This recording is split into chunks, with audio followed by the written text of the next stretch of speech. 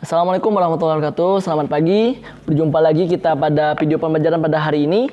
Hari ini kita akan melanjutkan pembelajaran kita kemarin yang sempat terpotong ya oleh mid semester ya di bab 5 tentang jujur dan menepati janji. Oke, sebelum kita memulai pelajaran kita pada hari ini, marilah kita sama-sama melafazkan basmalah. Bismillahirrahmanirrahim. Oke, kemarin kita udah belajar tuh tentang apa sih pengertian dari jujur, kemudian apa saja sih bentuk-bentuk dari kejujuran. Kita review sedikit kemarin pelajaran kita. Boleh kalian buka di buku kalian di halaman 69 ya. Oke, jujur itu adalah sikap yang dimiliki seseorang yang senantiasa berpijak pada kebenaran, terhindar dari indikasi kemunafikan, kepalsuan, rekayasa dan sebagainya. Yang pasti bersifat kepura-puraan ya, menunjukkan sifat yang pura-pura. Nah, kemudian kemarin kita udah belajar tuh bentuk-bentuk dari kejujuran. Ada dua bentuk, yaitu jujur dalam perkataan dan juga jujur dalam perbuatan. Bagaimana jujur dalam perkataan? Jujur dalam perkataan tentu saja apa yang kita ucapkan sejalan dengan apa yang kita dapatkan ya. Contoh misal ada orang yang menyampaikan A misalnya, kita menyampaikannya juga A, bukan ditambahkan atau dikurang-kurangi.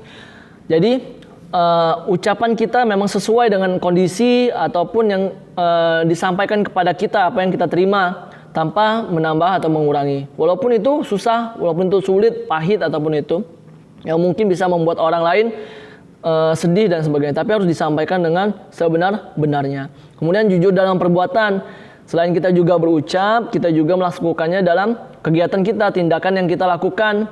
Jadi bukan hanya sekedar dalam ucapan, tapi juga dalam tindakan atau perbuatan yang kita lakukan. Seperti yang Allah Subhanahu wa taala firmankan dalam surah As-Saff ayat 2 sampai 3-nya, "Wahai orang-orang yang beriman, mengapa kamu mengatakan sesuatu yang tidak kamu kerjakan?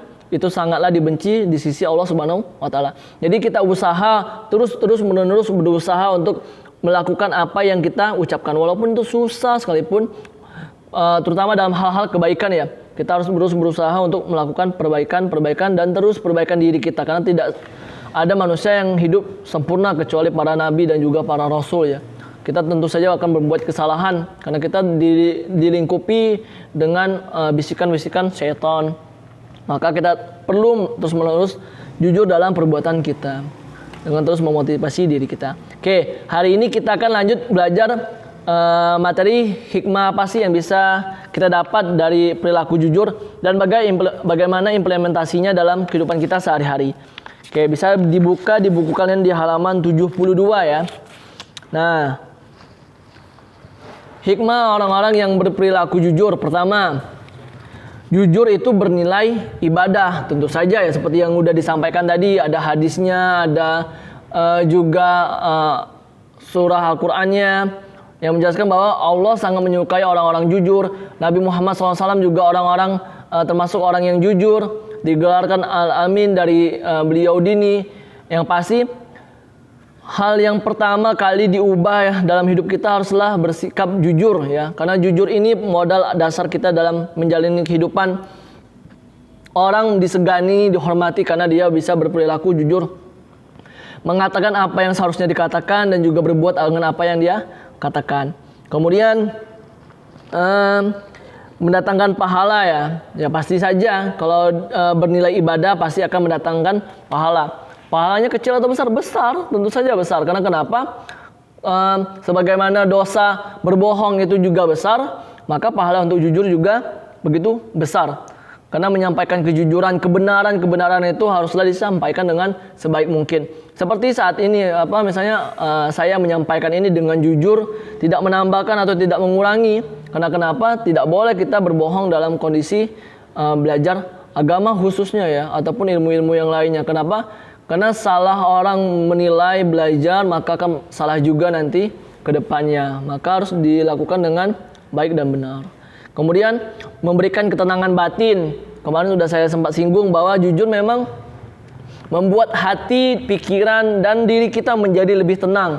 Karena kenapa kita tidak merasakan beban yang begitu berat ketika kita berbohong? Tentu saja ada beban tersendiri ketika kita memikul kebohongan tersebut. Contoh misal orang tua kita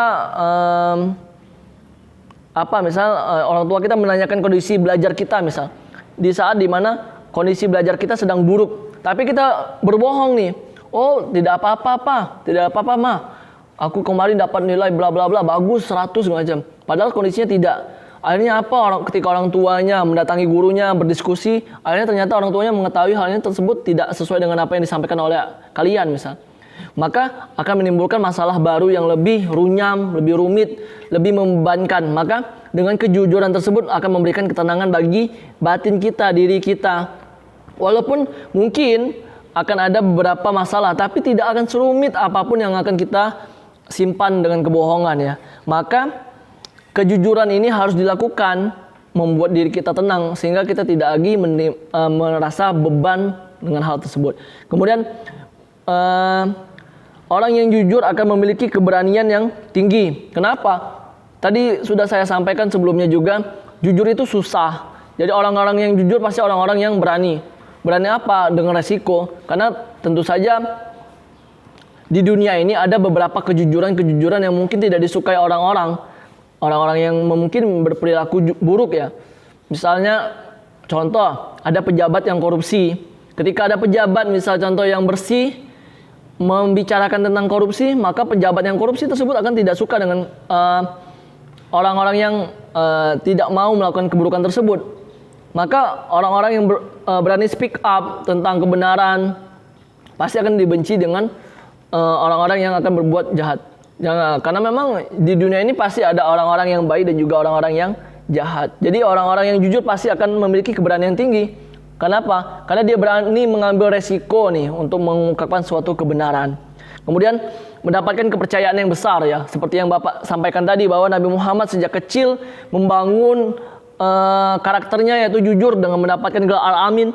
Bahkan untuk orang-orang kafir Quraisy pun mempercayainya. Nabi Muhammad SAW ketika mendapatkan kewahyuan kenabian, orang-orang Quraisy itu bukan tidak percaya dengan Nabi Muhammad SAW.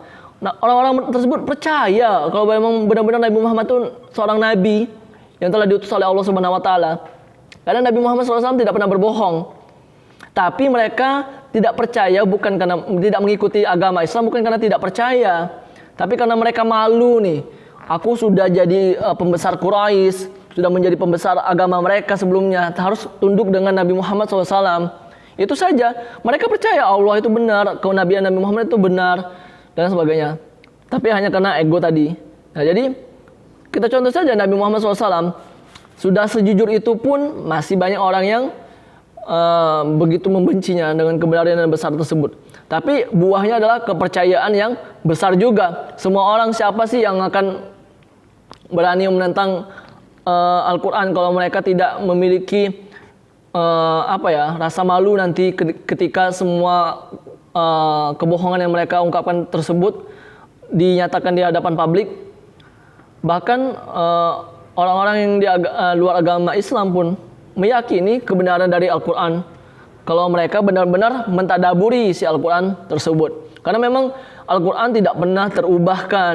Bagaimana perkataan Rasulullah SAW itu merupakan perkataan dari Allah Subhanahu wa taala yang sudah disaring melalui malaikat Jibril dan sebagainya.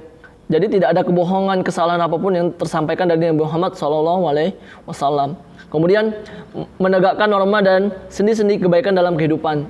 Tentu saja orang-orang yang jujur akan selalu menegakkan norma-norma yang berlaku dalam kehidupan bermasyarakat. Kemudian memperkokoh proses berbangsa dan juga bernegara. Tentu saja ya.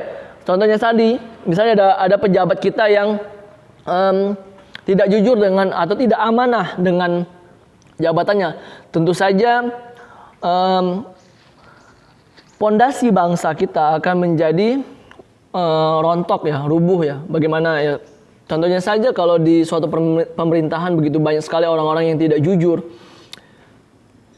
Uang-uang yang ada di tangan mereka yang harusnya diberikan kepada masyarakat untuk membangun dan sebagainya malah dikorupsi untuk kepentingan pribadi. Maka tentu saja proses berbangsa dan juga bernegara kita akan menjadi semakin kacau dan sebagainya. Kalau tidak, ya akhirnya semakin banyak orang yang tidak jujur ya tentu saja semakin rusaklah bangsa ini. Kemudian implementasinya seperti apa sih di dalam kehidupan sehari-hari kita? Kayak di buku kalian ada di halaman 73 ya. Ada yang bagaimana di sekolah, di rumah dan juga di lingkungan masyarakat. masyarakat. Nah, di sekolah, contoh yang paling simpel, tidak nyontek ketika ujian. Kalau kita diberikan uang untuk membayar biaya sekolah, harus disampaikan dengan benar, dibayarkan dengan benar. Disiplin terhadap semua tata tertib, disiplin juga termasuk dalam perilaku jujur ya. Kenapa? Orang-orang yang melanggar kedisiplinan tentu saja menjadi orang-orang yang tidak jujur. Kemudian berperilaku jujur di dalam segala hal ya, apapun itu. Kemudian di rumah, contoh misal jika kita berjanji kepada orang tua, kita menepatinya. Misal contoh, "Ma, aku mau main, pulangnya pukul 5 sore." Harus benar-benar tuh pulangnya pukul 5 sore, nggak boleh lebih dari itu. Karena kita harus membuat orang tua kita tenang dan sebagainya. "Ma, aku mau minta uang, Ma, untuk beli ini. Harus jujur, tidak boleh ada yang manipulatif, dilebih-lebihkan. Padahal digunakan untuk bermain game, misal contoh, membeli apa di aplikasi gamenya, misal contohnya. Tidak boleh sama sekali. Harus berkata dengan benar, sebenar-benarnya. Kemudian di dalam lingkungan masyarakat juga harus berkata atau menyampaikan informasi-informasi yang benar ya dengan masyarakat ya. Terutama di lingkungan masyarakat ini, lingkupannya pertama mereka bukan anggota keluarga kita. Kalau kita berbohong dengan mereka, tentu saja ini begitu dampak sangat buruk ya dampaknya ya. Seperti yang kita lihat di zaman sekarang ini, begitu banyak hoax yang menyebar di lingkungan masyarakat ya. Kenapa? Karena tadi ada perilaku orang-orang yang tidak jujur dengan kondisi, ingin memperkeruh suasana. Sehingga banyak sekali informasi-informasi yang harusnya disampaikan dengan baik dan benar malah menjadi penyulut api amarah orang-orang. Sehingga dalam lingkungan masyarakat inilah harus ditekankan kejujuran dengan yang sangat tinggi. Di lain hal juga ya.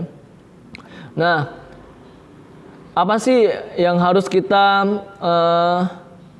lakukan? Contoh misal dari lingkungan masyarakat, dilarang menyalahgunakan kepercayaan untuk tujuan tertentu. Kemudian menepati janji ketika kita ada di lingkungan masyarakat. Contoh saja misal, hari ini kita kerja bakti ya, oh ya nanti saya ikut kerja bakti. Ternyata tidak jujur nih, dia pergi ketika diajak kerja bakti misal contoh. Ataupun dusta yang lainnya. Nah, sehingga lingkungan masyarakat kita menjadi lingkungan yang baik, nyaman untuk kita tinggali. Nah, menepati janji juga merupakan perilaku jujur ya, menepati janji atau amanah ya. Jadi jangan sampai kita disebut orang yang tidak jujur atau orang yang munafik ketika kita mengatakan janji suatu hal tapi kita tidak lakukan atau kita tidak sampaikan dengan benar. Bagaimana cara kita menghindari perilaku munafik tersebut biar kita selalu dicap orang dengan memiliki perilaku jujur? Pertama, tidak menjadikan orang munafik sebagai pelindung, penolong dan juga pemimpin. Nah, jangan sampai kita mencontoh nih orang-orang yang udah tahu mereka itu bukan orang-orang yang munafik, orang-orang jujur, tapi kita ikutin. Contoh saja, misal contoh dalam pemilihan, misal contoh, kalau kita udah tahu tuh orang memang buruk, nggak jujur, nggak amanah, nggak usah dipilih. Pilih aja orang-orang yang benar-benar kerjanya benar dan juga memimpinnya juga dengan cara benar. Kalau hanya memilih karena disogok dengan uang, nauzubillah min zalik ya, jangan sampai. Karena ketika kita memilih dia, maka kita merestui dia untuk menjadi pemimpin kita. Maka diri kita juga termasuk sebagai orang-orang yang munafik. Kemudian bersikap tegas dan memerangi mereka. Kita harus bersikap tegas nih dengan orang-orang yang seperti ini. Kenapa? Jangan sampai orang-orang yang seperti ini juga semakin banyak. Maka tadi efeknya semakin hancur bangsa kita ketika lebih banyak orang yang seperti ini. Kemudian waspada untuk tergoda dari hasutan mereka tadi. Contoh tadi, jangan sampai kita ikut-ikutan kepada perilaku mereka. Kemudian menyadari dampak negatif dari perilaku tidak jujur dan tidak menepati janji tadi. Kemudian berusaha menghindari dengan meninggalkan sifat munafik. Semoga kita termasuk orang-orang yang selalu dijaga oleh Allah Subhanahu wa taala dari sifat-sifat buruk, selalu diridhoi Allah Subhanahu wa taala terhadap apa yang kita ucapkan dan apa yang kita perbuat. Amin ya rabbal alamin. Oke, dan jangan lupa diisi lembar kerja yang udah saya sampaikan. Jadi silakan dikerjakan dengan baik dan benar. Oke, terima kasih atas perhatiannya. Sampai jumpa di pertemuan selanjutnya. Sebelum kita akhiri, sama-sama kita lafazkan hamdalah. Alhamdulillahirabbil alamin. Sampai jumpa. Assalamualaikum warahmatullahi wabarakatuh.